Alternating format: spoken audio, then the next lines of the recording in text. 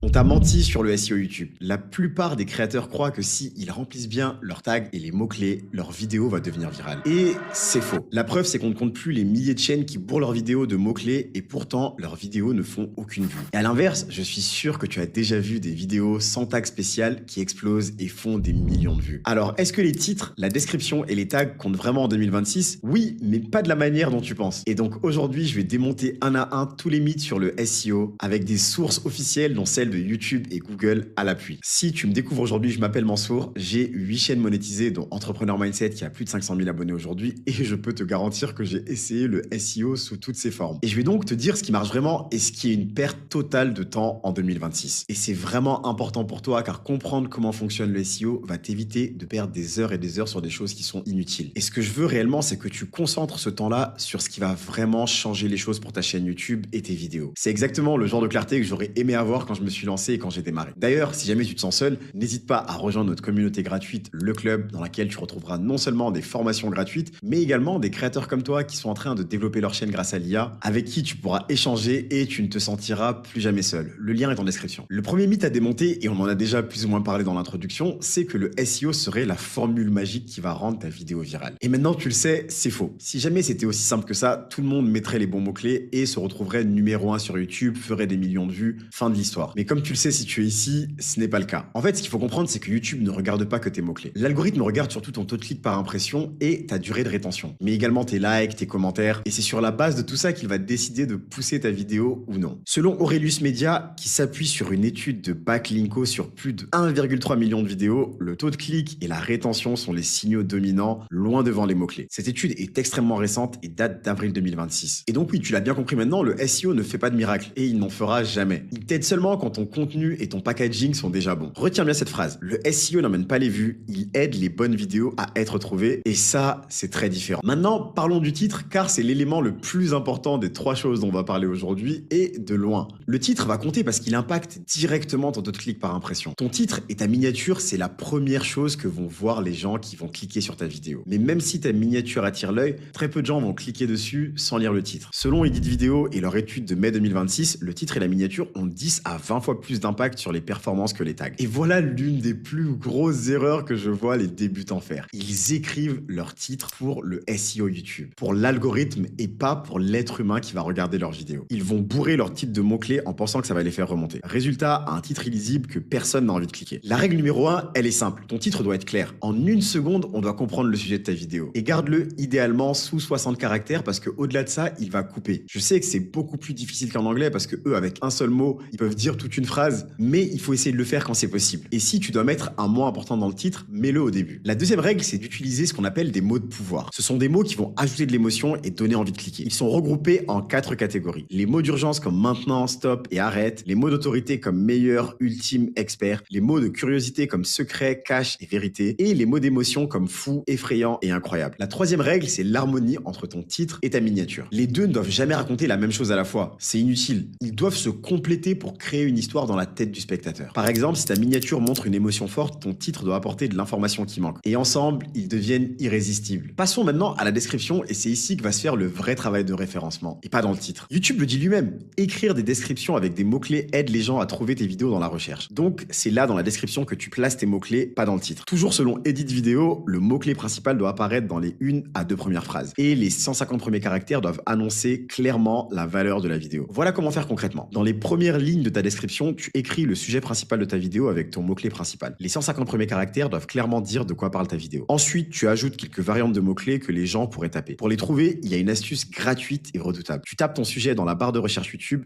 et tu regardes les suggestions automatiques qui apparaissent. Ce sont les vraies recherches que les gens font. Tu reprends les plus pertinentes dans ta description. Tu peux aussi ajouter un résumé de ta vidéo, tes chapitres avec les timecodes et les liens importants. Mais l'essentiel, c'est que tes mots-clés apparaissent naturellement dans les premières lignes. Petit conseil de pro, mais ça on en a déjà parlé dans une autre vidéo, il y a une partie de ta description qui reste identique sur toutes tes vidéos, comme tes réseaux sociaux ou ton email pro. Ça, tu le mets dans la description par défaut, dans les paramètres YouTube Studio. Comme ça, c'est écrit automatiquement à chaque nouvelle vidéo. Et maintenant, le plus gros mythe de tous, les tags. Il y a encore des créateurs qui vont te dire que mettre les bons tags, ça peut rendre ta vidéo virale. Et je vais être très clair avec toi, source officielle à l'appui, tu l'as deviné, c'est faux. Le porte-parole officiel de YouTube pour les créateurs a confirmé publiquement que les tags sont un signal de très faible poids. L'algorithme s'appuie beaucoup plus sur ton titre, ta description et surtout le contenu dont parle ta vidéo. Pourquoi? Eh bien c'est simple, parce que depuis 2009, oui ça fait un petit bout de temps maintenant, YouTube transcrit automatiquement le son de tes vidéos. Il écoute ce que tu dis et en fait un texte mot pour mot. Donc l'algorithme sait déjà plus ou moins de quoi parle ta vidéo sans avoir besoin des tags. Et ça veut dire quelque chose de très important pour toi. Ton vrai SEO il commence dès l'écriture de ton script. Si tu dis clairement ton sujet et tes mots-clés dans les 60 premières secondes de ta vidéo, c'est un signal beaucoup plus fort que n'importe quel tag. Alors, est-ce qu'il faut mettre des tags quand même? Oui, mais rapidement. Bien sûr que si YouTube te donne un champ pour optimiser, autant le remplir, même si ça va pas compter énormément. Tu prends simplement les mots-clés de ta description et tu les recopies dans les tags. Ça te prend 30 secondes et tu passes à autre chose. Ne perds jamais plus de 2 minutes sur tes tags. Et voilà où l'IA va te faire gagner un temps énorme sur tout ça. Une fois ta vidéo tournée, tu peux demander à Claude de te générer plusieurs titres accrocheurs qui jouent sur les mots de pouvoir et la curiosité. Tu choisis le meilleur ou tu les testes. Tu peux aussi lui demander d'écrire ta description optimisée avec ton mot-clé principal dans les premières lignes et les variantes pertinentes. Et de te sortir une liste de tags à partir de ces mots-clés en quelques secondes. Mais rappelle-toi l'ordre des priorités. L'IA doit t'aider surtout sur le titre parce que c'est ce qui compte le plus. La description ensuite et les tags en dernier vite fait. Comme d'habitude, voilà ce que tu fais ce soir pour pouvoir passer à l'action sans perdre de temps. Tu prends ta dernière vidéo publiée,